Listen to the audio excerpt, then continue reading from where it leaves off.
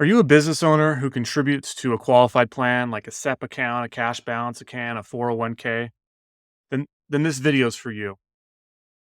This can be a very hot topic.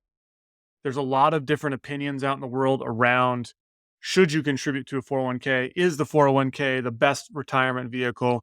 Is it a crappy and terrible retirement vehicle? There's all sorts of opinion, and everywhere in between, someone has something to say around it.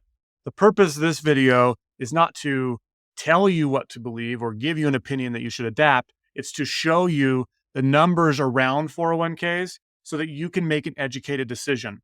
You see, because 401ks are such a mainstream topic around retirement, a lot of people just do them to do them. But as a business owner, we have to be much more deliberate, specifically as a business owner who has maximum potential of creating generational wealth. We have to be looking at the efficiency of everything we're doing with our money to determine, is this the best use of capital for us? If it is, that's great. If it's not, then we can use something else and start to be piecing those together. But right now, the mainstream idea is if I want to retire, I put my money into a qualified plan. It's the 401k, it's the solo 401k, it's the SEPs, it's the cash balance plan. And that's how I retire. But we need to change our mindset around that and our language around that, because what we should be shooting for is not retirement, is what we should be shooting for is financial independence. Financial independence is retirement. Retirement is not necessarily financial independence. And today we're going to be looking at, does the 401k help us create financial independence? If the answer is yes, then let's utilize it, let's maximize that. But if the answer is it's not as efficient as it could be, then let's look for other solutions that might be providing that for us. Is this a good fit for me as a business owner who has the potential to create generational wealth? Should I do it? Yes or no? Let's look at the numbers to help you make that decision and make it not just a follow the crowd, follow the sheep, but do what is best for you. Most people aren't creating financial independence, yet most people have the mindset that 401ks and qualified plans is the solution for retirement. So if it's not working for most people, we got to be a lot more deliberate around making that decision. It still could be a good choice, but let's look at the numbers. So as what we're looking at here is Truth Concepts Calculator. So this is a calculator that you can download online. Go to truthconcepts.com and you can run these numbers yourself and make the determination on whether this is a good fit for you. We're going to look at a few different scenarios here today, but we're going to start with a 30-year-old business owner. Just barely got the business going. They're fresh out of dental school. They did an associateship for a little bit. Now they're right into their practice. The current qualified plan has $200,000 in it. And now we'll start creating the illustration or what this actually looks like long-term as we dive into this. So number one, let's put an earnings rate on the dollar. So let's have the dollars growing at 8% on an annual basis. Let's make this a SEP. So we have the ability to get $66,000 in here.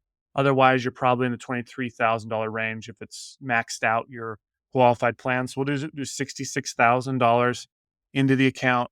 We'll increase it slightly over time because typically the government does increase the contribution limits over time. So we'll just increase it ever so slightly as we go along. And let's stop right here, just so that everyone is clear. So as what we're looking at right here is we have the gross account value of $25 million in our account. We're contributing $66,000 every year into the qualified plan, and the qualified plan is growing at 8% every year. When we stop here, the idea is, well, this is a no-brainer decision. Like, obviously, I would do this. I've contributed 3.1 million over my career into the account, and I have 25 million. I've created the generational wealth that I've wanted to create. But we can't stop here because this isn't the full story. And this is typically why people buy into qualified plans as the result of what they're doing, because it looks so sexy on paper. Let's keep looking deeper at what all the other costs and all the other factors that go into this so that we can make this decision really powerfully. You're going to notice up here, just for everyone's sake, we have an 8% internal rate of return. So this is the return on our money currently, because we're growing at 8%. There isn't any expenses yet, so we don't have anything negative or positive to go with it. So the first thing that we're going to add is we're just going to add the additional income. So let's say that this doctor is making $400 $250,000 outside of the contribution limit to it. And then we're going to do tax deferral because this is a tax deferred account. So we're going to add a tax deferral button. Now you'll notice that we only had to contribute 2.1 million, but we still have the same $25 million.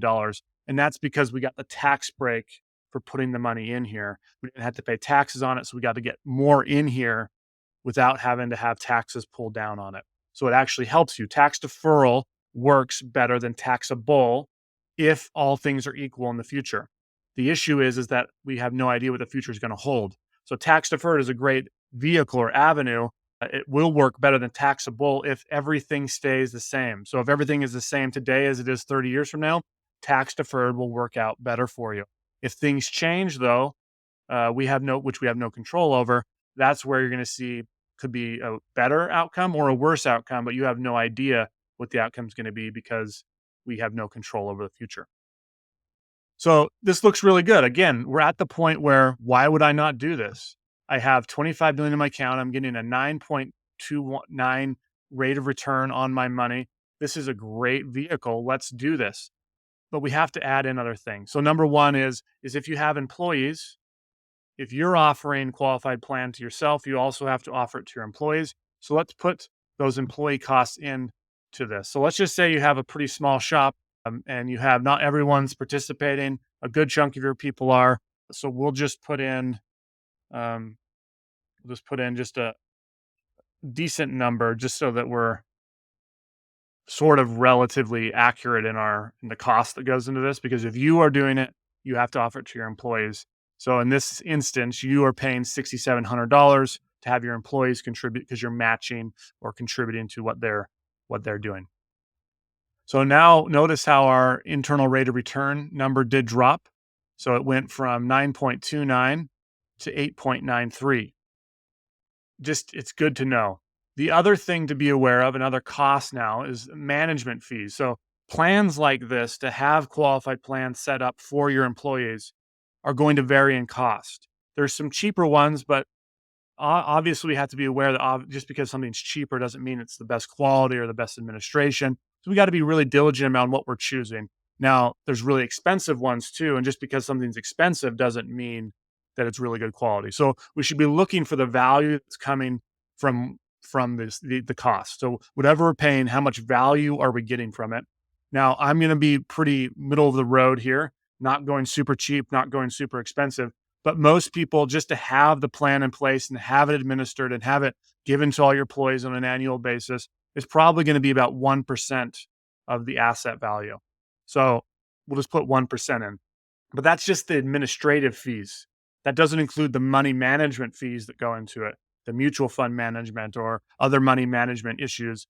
Usually to have the money funded, or not funded, but managed, you're probably going to pay a point to a point and a half. So just to be really conservative here, just to show you the impact of being conservative, we'll just say that it's a 2% management fee for right now. Notice what happened to our internal rate of return just from the management fee. It went from not 8.93 to 6.8. We're losing value on our money. Notice how now our gross account value is only 13 million now when it was 25 million, just because we have a management fee and just because we have employees. So just because that's how in order to offer this plan, you have to have, there's fees associated with it. So you have to know that those exist. You have to offer it to your employees, and there's management fees. So knowing that those costs are going to pull down your rate of return is an important factor. And then the last factor that we have to account for is that because this is tax deferred, we have not paid taxes on any of the dollars inside of this yet. So we have to add the taxes in. And when we add the taxes in, it pulls down our account value even more. So now we're at 5.16 instead of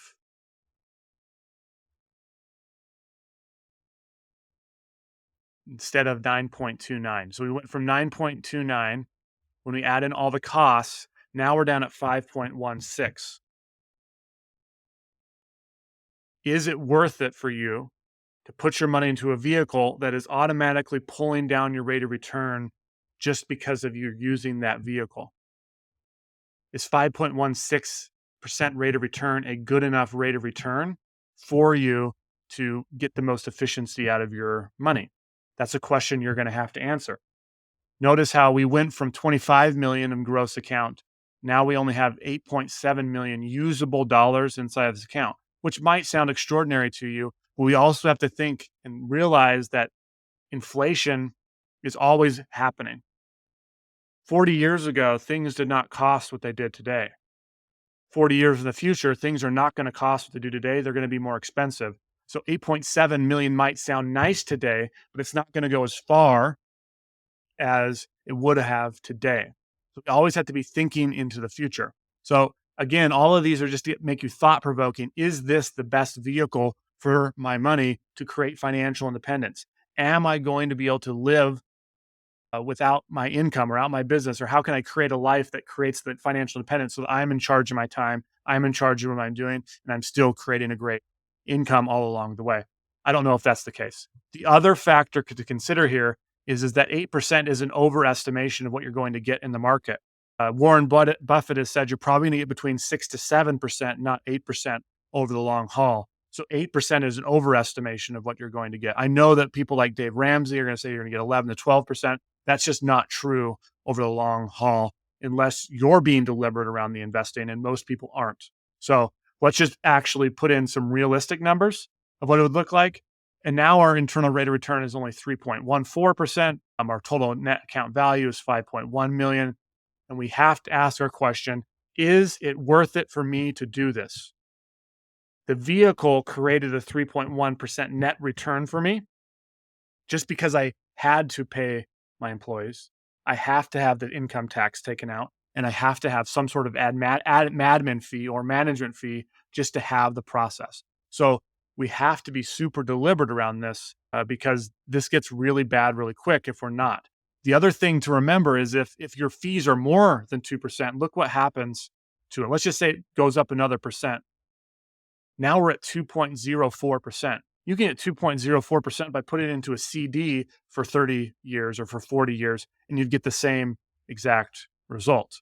So understand that qualified plans automatically have a drag on your money just because of the fees and all the overall, just to have the plan, it's in place, has fees associated with it, pull it down.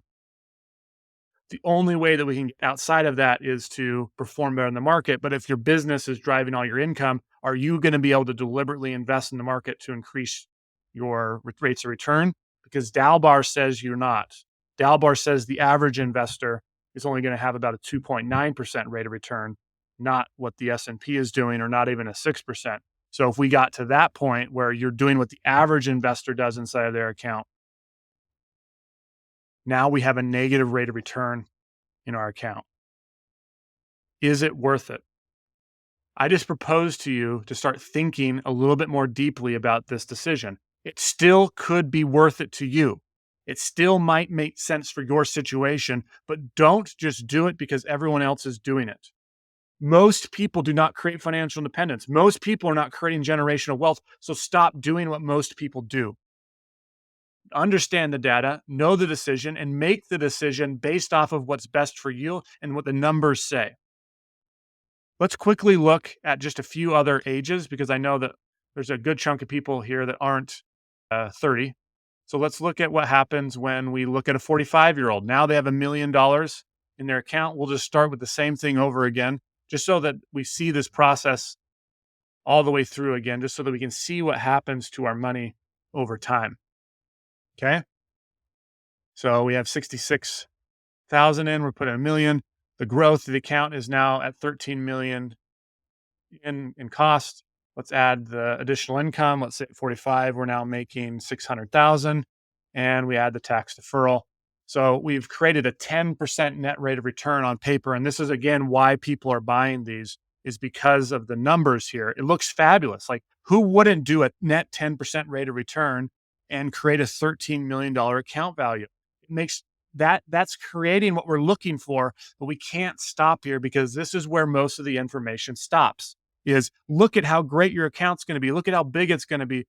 This is where it stops, and we have to stop stopping here because we have to look all the way through at all the plan costs, all the considerations before we make our decision. So now let's add in the management fee. So we'll just keep it at 2% so that we're good. Notice how it went from 10% to now 7.9. Let's add in the employee costs. And in this situation, let's pretend like we have more employees. So more people are participating in the plan. We're matching more people income. So we'll just make this cost go up slightly. So now we're at 13,000. So it essentially doubled what it was before. So it wasn't a huge effect. It went from 7.9 to 7.3. And now we add in the taxes. And now we have a 4.97% internal rate of return on our money just because of this account. Is 4.9% rate of return good enough for you? If it is, then you consider using the qualified plan account. If it's not, then don't use it. Do something else. And then just in case we want to have it re-emphasized again, that the 3% management fee, which happens, like people have those, just be really cognizant of that. And then being more realistic with our earnings rate. Now we're down at a 1% management or internal rate of return. So you can see how quickly this can turn around in a negative way for you. We went from a 10% rate of return when it was at its best or when it sold at its best to all the way down to 1.79 with really small things that happen all the time in our society and happen very, very frequently just because that's what happens with people is people don't get as great of rates of return. People have higher management fees. People have more employees. Can start to deteriorate your account a heck of a lot faster than you're expecting. And it can all happen without you realizing that your rate of return is actually going that negative because it still looks good. You have 2.9 million. You still are seeing oh yeah, I have a lot of money in there, but the rate of return is terrible. So we just have to be really cognizant not to let those things happen, not to let the management fees get out of control and to not allow our earnings rate to start to decrease because the lower earnings rate goes, the worse this is going to perform for us because of all the other costs associated with the account. Now, I know a lot of you are like, well, I want to offer this as a benefit to my employees. Just be really cognizant about the order if you're doing that. If you want to offer your employee benefits, I think that's an extraordinary tool for you, but you have to be very, very deliberate around your expenses. Expenses deteriorate wealth. And when they happen over and over and over again, that's where it starts to cause a huge problem. So if your goal is to create a retirement account and then you have to pay your employees just because of it, it's probably not the best situation for you. You can make that choice yourself based off these numbers, but it probably isn't going to be the best situation. But if you're wanting to offer a benefit to your employees and then you just happen to contribute as well, maybe that's a better reasoning to contribute to this because you're offering a benefit to your employees. But let me put this plug in. If you're looking for employee benefits, the government has tax credits that can help you fund those without you coming out of pocket and without your employee coming out of pocket. There's a wellness tax credit where you can offer a wellness benefit and the government will not only pay for that benefit for you, but it will also pay for things like life insurance and disability insurance and long-term care insurance and critical illness insurance, all without you having to pay for it. So you can have a very robust benefit package for your employees without having to come in a pocket for it and not have to have the 401k be a part of that. Now, I understand that there's some states where they force you to have a 401k, and that's a different consideration. But just know that there are other benefit options for you that can be a value to your employees without you having to contribute to it and have expenses leave into them, where you can still show them and invest in them, but without having to hurt your bottom line. Just a consideration. I hope that today you're able just to think a little bit differently around the 401k. Maybe it's still the right choice for you. Maybe you're okay with that being the option. I think that's okay. I'm not here to say 401k suck or 401ks are God's gift to the earth. I don't make that choice for you. I just want to show you the data so that you can make the determination on, is this going to create financial independence for me? If it's not, let's be a lot more deliberate around funding different things that can. Cash flowing assets, liquidity, the business, investing more in the business and creating more capital around that. What is going to create financial independence for you? The 401k, from my experience, doesn't help people get there, but that's my experience. What is your experience? What do the numbers say for you? And let's make that determination without just doing what the masses do just because. If you're going to create financial independence, you have to become the minority, not go with what the majority is doing. I'm Justin Maxwell. I hope this video is helpful. If you have future questions, please reach out.